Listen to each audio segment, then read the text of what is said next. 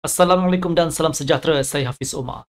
Seperti yang dijangkakan, mata wang Eropah meningkat berbanding dolar Amerika Syarikat apabila talian hayat 54 bilion US dolar yang disediakan oleh Bank Pusat Switzerland kepada kredit Swiss mengurangkan kebimbangan pasaran tentang kejatuhan perbankan yang akan berlaku. Oleh itu, pedagang mengalihkan tumpuan mereka kepada mesyuarat Bank Pusat Eropah. Sebilangan besar peserta pasaran menjangkakan pengawal selia menaikkan kadar faedah hanya sebanyak 1/4 daripada mata perasusan atau membiarkannya tidak berubah. Walau bagaimanapun, Majlis Takbir memutuskan untuk menaikkan kadar sebanyak 50 mata asas kekal dengan usaha menentang inflasi.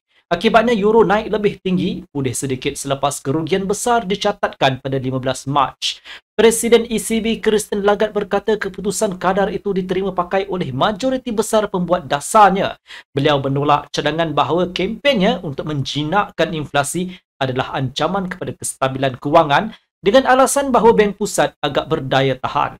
Ketua Bank Pusat itu juga menambah bahawa sektor perbankan kini berada dalam kedudukan yang lebih kukuh berbanding pada tahun 2008. Pergerakan kadar selanjutnya akan bergantung kepada statistik inflasi dan pasaran buruh. Tambahnya, dengan latar belakang ini, kedua-dua euro dan pound British memperoleh nilai dan akhirnya akan kembali juga ke tahap tertinggi sebulan. Sebelum kita masuk ke dalam analisis teknikal, mari kita lihat kalender makroekonomi hari ini.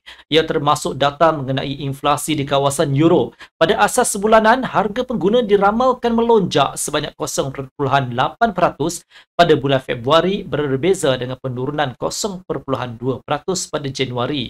Inflasi tahunan kawasan euro dijangka kekal tidak berubah pada 8.5% pada Februari 2023.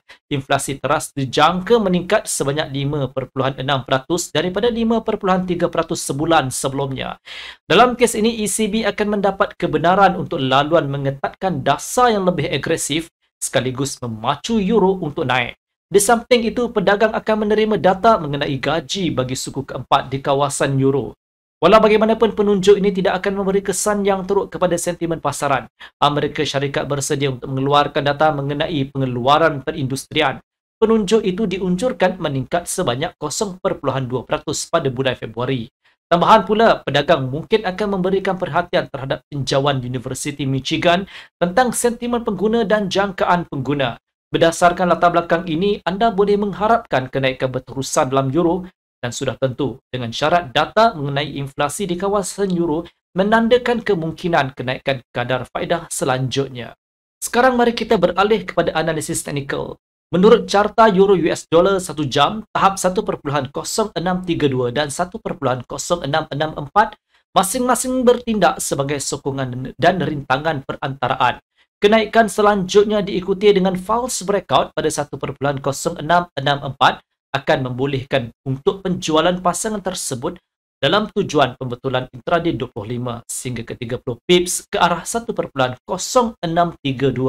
Jika harga tetap di bawah tanda ini dan mengujinya dari bawah ke atas di tengah-tengah statistik kukuh dari Amerika Syarikat, permintaan baharu untuk dolar Amerika Syarikat akan membawa euro turun sehingga 1.0595. Pada tahap ini, saya syorkan untuk membuat pembelian sekiranya berlaku false breakout.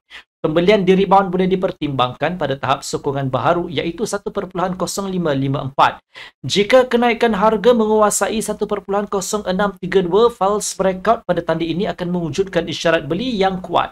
Dalam kes ini, mata wang Eropah kemungkinan besar akan meningkat di atas 1.0664. Ujian atas bawahnya akan membawa kepada peningkatan lagi dalam jumlah pembelian. Oleh itu, euro akan melonjak sehingga 1.0692 dan 1.0723. Pada tahap ini, ia adalah satu keputusan yang bijak untuk membuat penjualan di rebound dan ia bergantung pada pembetulan intraday 25 sehingga ke 30 pips. Sementara itu, pound British nampaknya menuju ke 1.2169.